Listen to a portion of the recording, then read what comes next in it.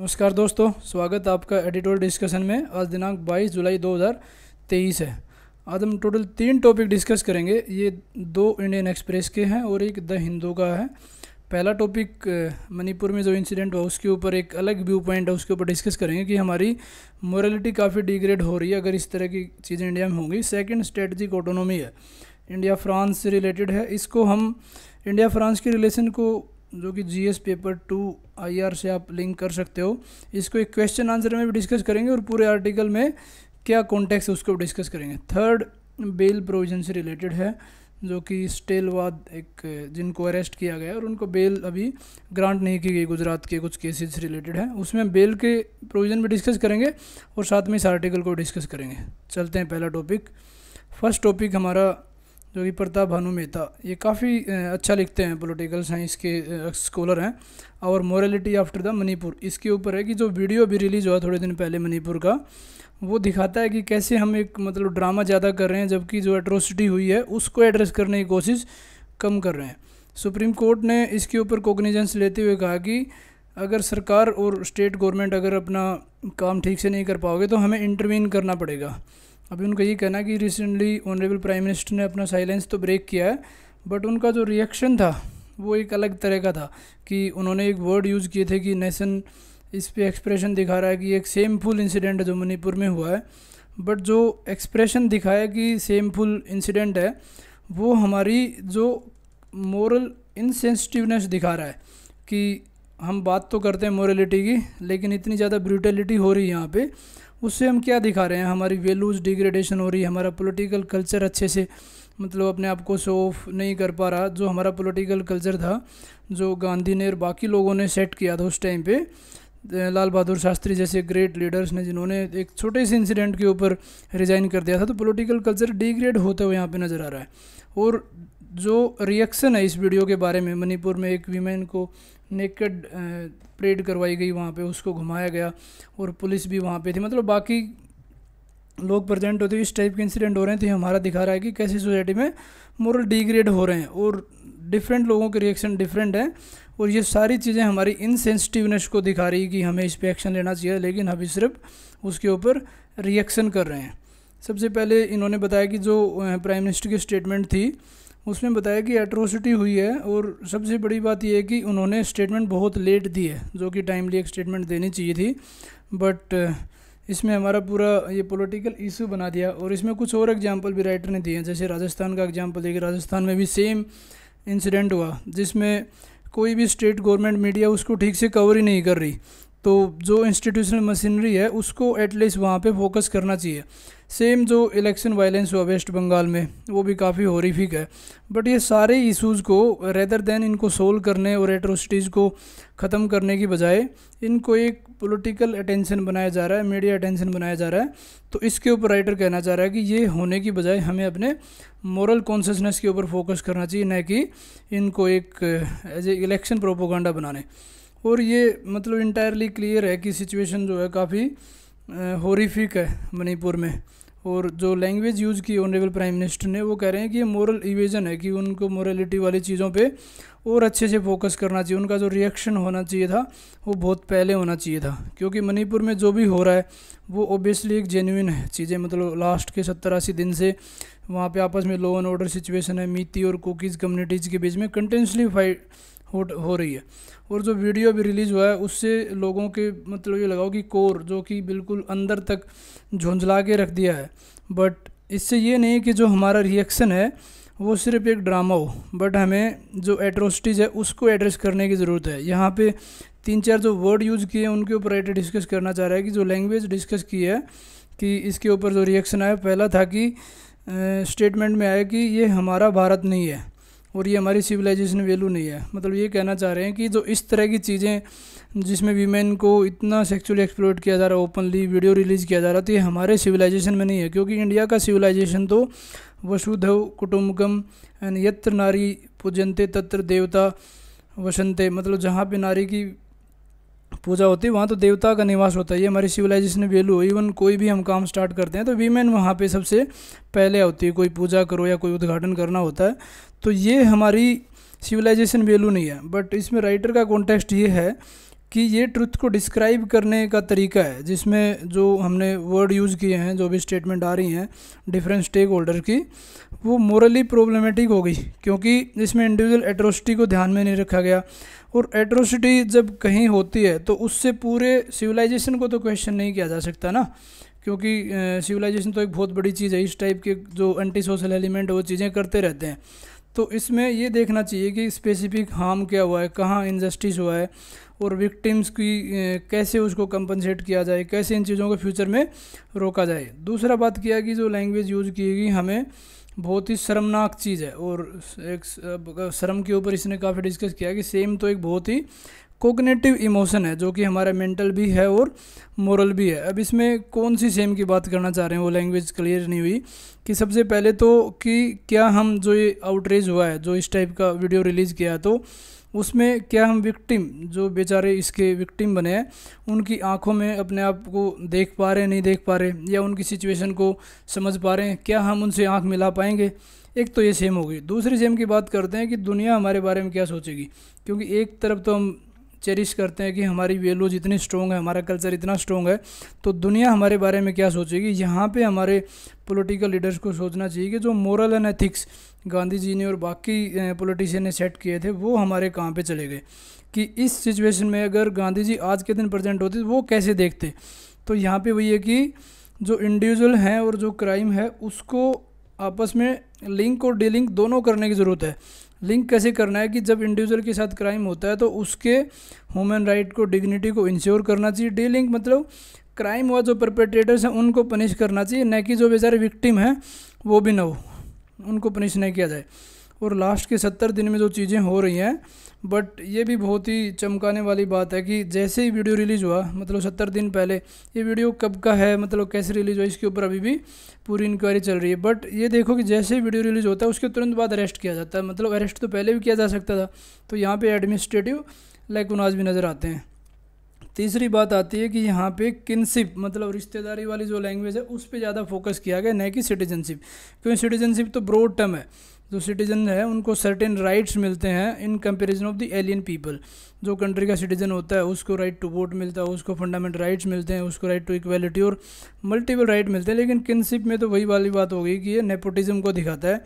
तो जो लैंग्वेज हुई है उसमें दिखाया गया है जैसे कि एक जनरिक कम्युनिटी होगी कि हमारी बहनों के साथ ये हो रहा है, उनके साथ हो रहा है। तो यहाँ पे पार्टिकुलरली एक रिलीजन इथनिसिटी के साथ अटैच ना होके एक होल पिक्चर को देखने की ज़रूरत है कि हमारे सिटीजन्स के साथ में चीज़ें हो रही हैं, उसको आप अवॉइड कीजिए। सेकंड, यहाँ पे राइटर बात करना चाह रहा है कि वीमेन के अगेंस्ट में, कि हमेशा बता रहे हो कि वीमेन के अगेंस्ट में एट्रोसिटीज हो रही है, तो ये हमारा चौनिज्म दिखा रहा है कि यहाँ पे भी मस्कुलिनिस्ट हमारा एटीट्यूड दिखा रहा है कि मैन का डोमिनेंस है वीमेन के प्रति। तो ये भी एक बहुत ही शर्मनाक बात है। और जो स्टेटमेंट ऑनरेबल प्राइम मिनिस्टर ने दी है उसमें यही कहना चाह रहा राइटर कि वो स्टेटमेंट थोड़ी सी और प्लेन फैक्ट होनी चाहिए थी, न कि एक रिएक्शनरी। क्योंकि जो भी हिस्टोरिकल कंट्रीब्यूशन है, और मणिपुर का कल हमने डिस्कस किया कि यहाँ की जो वीमेन है उन्होंने इतना ज़्यादा सोशल मूवमेंट में और बाकी चीज़ों में कंट्रीब्यूट किया। इवन ड्यूरिंग फ्रीडम स्ट्रगल में बहुत अच्छा मूवमेंट था मणिपुर की वीमेंस का और बाकी लोगों का, उसको ध्यान में रखना चाहिए। और जो कॉन्ट्राडिक्शन चल रहे हैं जैसे कुकीज़ कम्युनिटी और मिती कम्युनिटी में, इसको एक रिलीजियस कैरेक्टर न दिया जाए। जैसे कि यूरोपियन यूनियन ने थोड़े दिन पहले कमेंट दिया था कि एक रिलीजियस है between Hindu and the Christian, तो ऐसा कुछ नहीं है। बट जो भी law and order situation create हुई कुकीज़ और मिती में, उसको ध्यान में रखा जाए और उसको एग्जेजरेट, मतलब उसको बढ़ाने में अब देखा जाए तो राइटर के हिसाब से प्रेजेंट गवर्नमेंट रेस्पॉन्सिबल है, चाहे वो सेंटर की हो स्टेट की हो। क्योंकि अभी जो मेजोरिटेरियन कम्युनिटी है वहाँ पे, उसको अगर लेजिटिमाइट कर दोगे तो उसमें इथनिसिटी के फियर ज़्यादा हो जाएंगे। जैसे मणिपुर में देखो, मणिपुर में रोहिंग्या कम्युनिटी के ऊपर कितना वायलेंस हो रहा है, तो वहाँ पे भी अगर मेजोरिटेरियन कल्चर ज़्यादा डेवलप करोगे तो उसमें दिक्कत आएगी। तो सेम सिचुएशन मणिपुर में नहीं होनी चाहिए। कितने लोग वहाँ पे डिस्प्लेस हुए हैं, पार्टिकुलरली कम्युनिटी को टारगेट किया जा रहा है, 80 दिन से वहाँ पे सेम सिचुएशन चल रही है। तो ये बहुत ही दर्दनाक एक स्टोरी है। और यहाँ पे बाकी इंस्टीट्यूशन के ऊपर भी राइटर ने कहा कि सभी इंस्टीट्यूशन, चाहे पुलिस हो, चाहे ह्यूमन राइट बॉडी हो, चाहे स्टेट ह्यूमन राइट बॉडी हो, वो सभी प्रॉब्लम का हिस्सा है, न कि सॉल्यूशन का। जबकि फोकस करना चाहिए कि समाधान कहाँ पे है। और ये भी बहुत सरप्राइजिंग है कि गवर्नमेंट एक तरफ तो बोलती है कि नेशनल सिक्योरिटी, क्योंकि जब भी कोई मुद्दा उठता है तो स्टेटमेंट्स आते हैं बड़े बड़े लीडर्स की कि नेशनल सिक्योरिटी प्राइम है। बट यहाँ की सिचुएशन देखते हुए ये देख सकते हो कि हम अपने ही कंट्री में इस टाइप के थ्रेट और चीज़ें क्रिएट कर रहे हैं जिससे हमारी नेशनल सिक्योरिटी बाहर से नहीं अंदर से ही खतरे में आ गई, क्योंकि वहाँ पे सिविल सोसाइटी की का भी क्रैकडाउन हो गया, इंटरनेट तक बैन हो गए, और सिर्फ किस नाम पे कि लॉ एंड ऑर्डर इस्टेब्लिश करना है। थोड़े दिन पहले हमने सेम आर्टिकल डिस्कस किया था कि लॉ एंड ऑर्डर और ये पब्लिक ऑर्डर इस्टेब्लिश करने के लिए इंटरनेट शटडाउन की ज़रूरत नहीं है और स्ट्रिंजेंट एक्शन लेने की ज़रूरत नहीं, क्योंकि मीडिया अगर पूरी तरह से नहीं दिखाएगा वहाँ की चीज़ों को और मीडिया की ज़ुबान बंद कर दी जाएगी तो कौन अकाउंटेबल होगा। मतलब जो अभी कल का वीडियो रिलीज़ हुआ, अगर उसमें मीडिया टाइमली नहीं दिखाता तो कैसे उनको अरेस्ट किया जाता। तो यहाँ पे वही बात कहना चाह रहा राइटर कि सिविल सोसाइटी को, मीडिया को और बाकी स्टेक होल्डर्स को एक फ्री हैंड दिया जाए ताकि जो चीज़ें हो रही हैं उनको ट्रू पिक्चर दिखाई जाए और कॉन्स्पिरेसी थ्योरी न बने। होता क्या है कि कई पॉलिटिकल लीडर सिर्फ अपने वेस्टेड इंटरेस्ट को पूरा करने के लिए किसी चीज़ को दूसरे तरीके से दिखाते हैं, तो ये वही है, लोगों का माइंड डिफ्लेक्स करने वाली बात है। आगे राइटर ये डिस्कस करना चाह रहे हैं कि जो हमारी मेमोरीज हैं शॉर्ट हैं, बट जो ये जब भी क्या होता है इस टाइप के इंसिडेंट होते हैं लोग भूल जाते हैं, जैसे न्यूज़ में नहीं आता, बट उसके जो स्क्रैचेज हैं, मतलब जो दाग और धब्बे हैं, वो बहुत ज़्यादा देर तक चलता है। क्योंकि जैसे कश्मीर का एग्जांपल दे सकते हैं, यहाँ पे इंटरनेट शटडाउन हुआ और बट स्टेटमेंट ये आई थी हमारे फॉरेन मिनिस्टर की, जो शटडाउन था वो लोगों की ज़िंदगी बचाने के लिए था। ऑल्दो जब 2019 में जब आर्टिकल 370 रिवोक किया गया और जम्मू एंड कश्मीर को 2 यूनियन टेरिटरी में बांटा गया, तब सिचुएशन काफ़ी वोलेटाइल थी, कॉन्फ्लिक्टिंग सिचुएशन थी, तो ज़रूरी था इंटरनेट शटडाउन, बट लंबे टाइम तक उसको करना ठीक नहीं होता, क्योंकि इंटरनेट शटडाउन होगा तो उसका पर्पज़ कई बार ये हो जाता है कि जो इन्फॉर्मेशनल ऑर्डर है कि वहाँ पे लोगों को पता ही नहीं चलता क्या है, उनका right to freedom of the speech and expression violate होता है, freedom of the trade violate हो जाता है, वो कुछ बता ही नहीं पाते। और सेम चीज़ें वही हुई कि मणिपुर में जो चीज़ें हो रही हैं, अगर इंटरनेट शटडाउन के कारण वो और ज़्यादा अंधेरे में उनको धकेल दिया गया, जिससे कि पता ही नहीं चलता क्या हो रहा है। और ये एक ethnic engineering could be carried out, मतलब राइटर का ये क्लेम है कि एक पार्टिकुलर मेजॉरिटी कम्युनिटी का माइनॉरिटी कम्युनिटी के ऊपर इम्पोज करना अपना कल्चर और जो भी चीज़ें हैं। तो यहाँ पे सुप्रीम कोर्ट ने जो स्टेप लिया है एक बहुत ही अच्छा है कि सुप्रीम कोर्ट को इसमें इंटरवीन करना चाहिए और जल्द से जल्द जो चीज़ें यहाँ पे ख़राब हुई हैं उसको ठीक करने की कोशिश की जाए, ताकि हमारी जो सोसाइटी है उसको हम ट्रू सिविलाइजेशन सोसाइटी कह सकें। ये हमने पूरा आर्टिकल डिस्कस किया। चलते हैं नेक्स्ट टॉपिक पे। Next topic upholder of the strategic autonomy, जो इंडिया और फ्रांस से रिलेटेड है, आपके जीएस पेपर 2 के लिए काफ़ी इंपॉर्टेंट। पहले हम आर्टिकल का कॉन्टेक्स्ट डिस्कस करते हैं, उसके बाद इंडिया और फ्रांस के रिलेशन बिल्कुल क्वेश्चन आंसर की फॉर्म में डिस्कस करेंगे। तो पहले यहाँ पे स्ट्रेटेजिक ऑटोनॉमी वर्ड यूज़ हुआ, तो उसका आपको मतलब बताता हूँ है क्या। स्ट्रेटेजिक ऑटोनॉमी एक इस टाइप की ऑटोनॉमी है जिसमें कोई कंट्री किसी दूसरे कंट्री के कॉन्फ्लिक्ट में इन्वॉल्व नहीं होता, स्पेशली जो पॉलिटिकल ग्राउंड पे होते हैं। फॉर एग्जांपल यूएसए और यूएसएसआर कोल्ड वार के टाइम पे 2 घड़ों में बटा हुआ था वर्ल्ड, एक कैपिटलिस्ट और कम्युनिस्ट। तो इंडिया ने नॉन अलाइनमेंट मूवमेंट स्टार्ट किया कि ना यहाँ पे ज्वाइन करूँगा ना यहाँ पे, और इंडिया ने काफ़ी टाइम अपने स्ट्रेटेजिक ऑटोनॉमी को इंश्योर किया। दूसरा स्ट्रेटेजिक ऑटोनॉमी मतलब ये होता है कि कंट्री अपने नेशनल इंटरेस्ट को परस्यू करते हैं और जो उनकी फॉरेन पॉलिसी है उसको फॉलो करते हैं, न कि किसी दूसरे कंट्री के द्वारा जो कंस्ट्रेंट दिए जाते हैं उनको हैंडल नहीं करते। इंग्लिश में अगर इसकी बात करें तो to pursue its own national interest and the perfect foreign policy without being constraint by the other state. इससे क्या होगा, कंट्री अपनी सोवरेनिटी और टेरिटोरियल इंटीग्रिटी को इंश्योर कर सकते हैं। जैसे एग्जांपल दिए जाते हैं कुछ इंडिया की फॉरेन पॉलिसी के, मल्टी अलाइनमेंट, कि हम किसी पार्टिकुलर कंट्री के साथ अलाइन नहीं होते लेकिन हम मल्टी अलाइनमेंट पॉलिसी फॉलो करते हैं। डी हाइफनेशन, जो कि इसराइल के साथ हमने डी हाइफनेशन किया कि रिलेशनशिप इसराइल के साथ में मेंटेन करेंगे चाहे बाकी अरब कंट्रीज के साथ उसके रिलेशन कैसे ही हो। हमारे और एग्जांपल है लुक वेस्ट पॉलिसी का, आप देख सकते हो। इंडिया भी इशू बेस्ड कोऑपरेशन करता है कि ऐसा नहीं करता कि किसी कंट्री का कुछ हो रहा है बट हमारा क्या उसके साथ रिलेशन है, जैसे मिडल ईस्ट में है, और इसके लिए हम कभी हार्ड पावर यूज़ करते हैं for example against the Pakistan, कभी सॉफ्ट पावर यूज़ करते हैं जैसे अफगानिस्तान। तो ये स्ट्रेटजिक ऑटोनॉमी का पूरा मतलब था। अब आज के कॉन्टेक्स्ट की बात करते हैं कि रिसेंटली ऑनरेबल प्राइम मिनिस्टर ने फ्रांस में विजिट किया था, तो वहाँ पे बस्टाइल डे परेड में इंडियन कॉन्टिजेंट ने भी, जो नेवी आर्मी एयरफोर्स की परेड भी वहाँ पे थी। तो ये जो बस्टाइल डे परेड है 14 जुलाई को सेलिब्रेट किया जाता है, और इसका हिस्टोरिकल लिंक ये है कि जब लुईस 16 का राज वहाँ पे चल रहा था तो लोगों ने उसमें रिवोल्ट किया था और जो एक फोर्ट्रेस था वहाँ पे उनको बंदी बना दिया। बाद में सारे पॉलिटिकल प्रिजनर्स को छोड़ा गया था, और इसी रिवोल्ट के कारण फ्रांस को बोला जाने लगा land of the human right. आपने लिबर्टी, इक्वलिटी, फ्रेटर्निटी के बारे में सुना होगा। ये ओरिजिन ही फ्रेंच रिवॉल्यूशन जो 1789 में हुआ था उससे रिलेटेड है। और फ्रांस और इंडिया जब दोनों की रिलेशनशिप इतनी स्ट्रॉन्ग है क्योंकि हमारी आपस में शेयर्ड वैल्यू हैं, जबकि ये तीनों वर्ड हैं जो लिबर्टी, इक्वलिटी, फ्रेटर्निटी हमारे प्रीएम्बल में भी साफ साफ मेंशन है। मतलब हमने फ्रांस से ये चीज़ें साफ साफ सीखी हैं।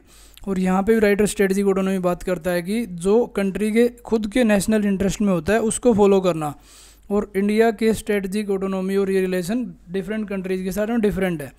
जैसे कि इसी में एग्जांपल दिया जाता है कि बीजिंग में जब फ्रेंच के प्रेसिडेंट इमानुएल मैक्रोन का विजिट था तो उन्होंने मीडिया इंटरेक्शन के टाइम यही बात कही थी कि यूरोप में जो आज के दिन क्राइसिस चल रहे हैं वो क्राइसिस उनके नहीं है, ऑल्दो अब ये डिबेट वाली चीज़ है कि उनके हैं या किसी और के हैं, लेकिन वो एम्फेसाइज कर रहे हैं कि यूरोप को अपने स्ट्रेटजिक ऑटोनॉमी को फिर से बिल्डअप करना पड़ेगा, मतलब रिवाइव करना पड़ेगा। और दूसरी चीज़ इन्होंने ये भी कही है कि यूरोप को ऐसा नहीं है कि सिर्फ यूएस से सीखना चाहिए, बट उनको अपनी इंडिपेंडेंट फॉरेन पॉलिसी फॉलो करनी चाहिए। दूसरा, नाटो के बारे में भी इन्होंने बात बोली है कि डच के प्राइम मिनिस्टर के साथ मीटिंग थी कि नाटो के अलाई बनने पे कि अगर आप अलाई बन रहे हो इसका मतलब ये नहीं कि आप उसके डिपेंडेंट या दास बन रहे हो, मतलब आप नाटो के अलाइज बन सकते हो। तो सीधा सीधा इशारा है कि जो स्वीडन और यूक्रेन, स्वीडन ने ज्वाइन कर लिया बट यूक्रेन ज्वाइन करना चाह रहा है तो उसको ज्वाइन करने पे है। और फ्रांस का भी सेम है, जैसे इंडिया है, इंडिया भी किसी दूसरी पावर के द्वारा डिक्टेट नहीं होना चाहता, सेम फ्रांस का है कि वो भी नहीं चाहता कि कोई और कंट्री उसकी फॉरेन पॉलिसी और नेशनल इंटरेस्ट को डिक्टेट करे, बट फ्रांस अपने खुद को ही जो फॉरेन पॉलिसी परस्यू करना चाहता है उसको करे। 1998 में जब काफ़ी कंट्रीज़ ने, वेस्टर्न कंट्रीज़ ने, क्योंकि 1998 में इंडिया ने क्या किया था, न्यूक्लियर टेस्ट किया था, तो काफ़ी वेस्टर्न कंट्रीज़ ने इंडिया के ऊपर सैंक्शन लगाए थे कि इंडिया न्यूक्लियर टेस्ट कर लिया। यूएस ने तो बहुत ज़्यादा सैंक्शन लगाए थे, लेकिन फ्रांस के जो प्रेसिडेंट थे उस टाइम पे जैक्विस चिराक, उन्होंने मना कर दिया कि इंडिया को इसके लिए हम पनिशमेंट नहीं दे सकते। और इवन जो उस टाइम पे सेक्रेटरी थे जो पीएमओ ऑफिस में, ब्रजेश मिश्रा, जो प्राइम मिनिस्टर अटल बिहारी वाजपेयी के टाइम पे एक एनओई गए थे, उनको काफ़ी उन्होंने रेस्पेक्ट भी दी और बताया कि इंडिया को हम इससे बाहर नहीं रख सकते, इंडिया एक ग्लोबल न्यूक्लियर ऑर्डर का एक हिस्सा रहेगा क्योंकि इंडिया एक इमर्जिंग कंट्री है। तो इंडिया और फ्रांस तब से एक स्ट्रेटजिक पार्टनर बन गए, और फ्रांस एक पहला कंट्री है जो कि इंडिया के हेल्प करा न्यूक्लियर पावर सेटअप करने के लिए। 2008 में हमने डील साइन की थी, और उसके बाद में हमने इतने मल्टीपल थ्रेड में काम कर रहे हैं, सी बेड टू स्पेस, मतलब समुद्र के बिल्कुल बॉटम से लेकर स्पेस तक हम आपस में एक दूसरे के साथ में कोऑपरेशन कर रहे हैं। और स्ट्रेटजिक ऑटोनॉमी के बारे में राइटर और डीपली डिस्कस करना चाह रहे हैं कि कुछ एक इंपॉर्टेंट प्रिंसिपल है जिनको ध्यान में रखना चाहिए, स्ट्रेटजिक ऑटोनॉमी कैसे इंश्योर होंगी। पहले तो दुनिया को ये समझना चाहिए कि अभी वर्ल्ड एक मल्टीपोलर रियलिटी। मल्टीपोलर क्या होता है, एक होता है एपोलर, एक होता है बायोपोलरिटी और एक होता है यूनिपोलर, एंड लास्ट में मल्टीपोलर। एपोलर मतलब कोई पोल ही नहीं है, सिविल सोसाइटी है, बाकी चीज़ भी हैं। कोई फॉर एग्जांपल यूएसए मिलिट्री में स्ट्रॉन्ग है, चाइना इकोनॉमी में स्ट्रॉन्ग है, इंडिया अपने सॉफ्ट पावर में स्ट्रॉन्ग है। बायोपोलरिटी देखी गई थी नॉन अलाइनमेंट मूवमेंट के टाइम पे, मतलब कोल्ड वॉर के टाइम पे, जब यूएसए और यूएसआर डिफरेंट घड़ों में बटे हुए थे, एक कैपिटलिस्ट को फॉलो करा थे, कम्युनिज्म को। यूनिपोलर मतलब एक ही सुपर पावर है, जैसे 1991 से 2001 तक देखा गया था कि यूएसए ही ओनली सुपर पावर है, बाकी कंट्री सिर्फ उसके सैटेलाइट थे। और मल्टीपोलर में मतलब डिफरेंट कंट्रीज़ हैं जिनका डिफरेंट स्टेक है। फॉर एग्जांपल एशिया में इंडिया हो गया, चाइना हो गया, ये अपने स्ट्रॉन्ग कंट्री हैं। अफ्रीका में ब्राज़ील हो गया, यूरोप में फ्रांस हो गया, जर्मनी हो गया, अमेरिका में यूएसए हो गया। तो कंट्री मतलब अलग अलग पोल्स हैं वर्ल्ड में जिनके पास पावर डिवाइडेड है। तो वेस्टर्न कंट्री को, वेस्टर्न जो इंटेलिजेंसिया, जो उनके राइटर्स हैं, जो पॉलिटिकल एक्सपर्ट हैं, उनको इस चीज़ को रिकॉग्नाइज करना पड़ेगा कि आज के दिन मल्टीपल स्टेट्स हैं, नॉन स्टेट एक्टर भी हैं, मिनीलिटरल पावर क्या होती है, जैसे क्वाड की बात कर लेंगे कि यहाँ पे सिर्फ 4 कंट्री हैं, जैसे ब्रिक्स की बात कर सकते हैं 5 कंट्रीज हैं, संघाई कोऑपरेशन ऑर्गेनाइजेशन जैसे 9 कंट्री, मतलब जो छोटे छोटे ग्रुपिंग भी हैं उनका भी एक वर्चस्व है, न कि सिर्फ आप अपनी जो इंटेलिजेंस है उनको इम्पोज करो। और मल्टीपोलर वर्ल्ड ऑर्डर में कुछ चीज़ें इंश्योर करनी पड़ेंगी कि जो हर एक स्टेट है वो अपनी कमांड और डिग्निटी और डिमांड करता है कि मतलब उसके सोवरेन राइट्स को कोई वायलेट नहीं करेगा। सभी कंट्री को सोवरेन इक्वलिटी है, बाकी कंट्री को उसमें इंटरफेरेंस नहीं करना चाहिए। और यहाँ पे एक बहुत ही इंपॉर्टेंट है कि जो फ्रांस और इंडिया की रिलेशनशिप है, खुद एक स्टेटमेंट में बोला है कि हमारी पार्टनरशिप ऑफ इक्वल्स है। ऐसा नहीं कि फ्रांस डेवलप्ड कंट्री है, इंडिया डेवलपिंग कंट्री है, तो ऊपर नीचे नहीं है, जो हमारी पार्टनरशिप दोनों की बराबर है। जो मेजर पावर्स हैं जैसे यूएसए और चाइना के ऊपर राइटर बात करना चाह रहे हैं, ये हमेशा स्ट्रेटजी फॉलो करते हैं कि बाकी कंट्रीज़ को अपना अलाइज बनाए या फॉलोअर्स बनाए। जैसे चाइना के ऊपर चाइना अपने आप को बोलता है जोंगो। जोंगो क्या होता है? अपने आप को मिडिल किंगडम बोलता है कि उस टाइम पे जो ज्योग्राफिकल लोकेशन थी तो चाइना बहुत स्ट्रॉन्ग था और अपने आप को एक हेवन मतलब स्वर्ग का राजा मानता है, और बाकी कंट्री उससे इन्फीरियर हैं जो कि उससे नीचे हैं। तो ये गलत बात है। सेम यूएसए का बात बोलते हैं। यूएसए में से डेमोस्ट्रेट करता है कि वो बहुत ही सुपर पावर है। जॉर्ज बुश ने एक स्टेटमेंट दी थी जिसमें कहा था कि या तो आप हमारे साथ हो या हमारे खिलाफ हो। ये स्टेटमेंट भी कोल्ड वार के टाइम पे थी और स्पेसिफिकली इंडियन कॉन्टेक्स्ट में थी कि आपको हमारे साथ में हमारे ब्लॉक में ज्वाइन करना चाहिए, बट इंडिया ने नहीं ज्वाइन किया। अब इंडिया एक दूसरी चीज़ को चैंपियन कर रहा है, ग्लोबल साउथ। ग्लोबल साउथ के ऊपर हमने एक दिन डिटेल से आर्टिकल डिस्कस किया था। ग्लोबल साउथ के डिफरेंट कोनोटेशन है, इसको सिर्फ ज्योग्राफी से लिंक मत करो। ये एक पॉलिटिकल भी है, इकोनॉमिक भी है, स्ट्रेटजिक भी है। क्योंकि ग्लोबल साउथ एक ये है कि बेसिकली जब ड्यूरिंग द कॉलोनियल टाइम जो Asian country, African country, Latin American country ये अंडर द कॉलोनी थे, जो ब्रिटिश की कॉलोनीज थी, फ्रेंच की कॉलोनीज थी, अमेरिका की कॉलोनी थी, तो उसके ऊपर तो इंडिया फोकस कर रहा है कि जो ग्लोबल साउथ है उसको एक साथ रहने की ज़रूरत है ताकि हम वर्ल्ड को एक मल्टीपोलर वर्ल्ड ऑर्डर में इस्टेब्लिश कर सकें। और इंडिया इसमें नॉट ओनली अपने बट जो अफ्रीका के अफ्रीकन यूनियंस को यहाँ पे G20 जो प्रेसिडेंसी इंडिया भी कर रहा है वहाँ पे बुलाया गया, और फ्रेंच गवर्नमेंट भी इसी चीज़ को साथ दे रही है कि जैसे वेस्ट एशिया में जो उनके कंसर्न्स हैं, मिडल ईस्ट में जो कंसर्न, वहाँ पे इंडिया का इन्फ्लुएंस बहुत अच्छा है और इंडिया और फ्रांस दोनों वहाँ पे मिलके काम कर रहे हैं। और इंडिया का रोल और वाइड कॉन्टेक्स्ट में देखो, जैसे इंडो पैसिफिक। इंडो पैसिफिक क्या है? इसको भी एक जियोग्राफिकल, जियोपॉलिटिकल, जियो स्ट्रेटजिक कॉनोटेशन है कि इंडियन ओशियन और पैसिफिक ओशियन दोनों को मिला के एक इंडो पैसिफिक टर्म बनती है। तो यहाँ पे इंडिया एक net security provider, net peace provider है। Net peace provider, security provider होता क्या है? फॉर एग्जांपल कहीं पे सुनामी आती है, 2004 में श्रीलंका में सुनामी आई तो इंडिया सबसे फर्स्ट रेस्पॉन्डर था। अभी जैसे कोविड-19 में के टाइम ने वैक्सीन मैत्री इनिशिएटिव लॉन्च किया, उस टाइम भी इंडिया ने सबसे ज़्यादा रेस्पॉन्ड किया क्योंकि इंडिया की नेवल पावर बहुत स्ट्रॉन्ग है और एक्सेसिबिलिटी अच्छी है। तो सेम इंडो पैसिफिक में जैसे क्वाड है, क्वाड 4 कंट्रीज़ का ग्रुपिंग है, India, Japan, Australia and the United state. तो यहाँ पे भी इंडिया सबसे ज़्यादा एक्टिव रोल प्ले कर रहा है। और अब एक पॉलिटिकल साइंटिस्ट कहते हैं कि पावर अटलांटिक से इंडो पैसिफिक में शिफ्ट हो रही है। तो यहाँ पे एग्जांपल दिए जाते हैं कि जैसे फ्रांस ने डिफरेंट जगह पे अपने पोर्ट्स बना रखे हैं, अबू धाबी में, डाकर में, जिबूती में।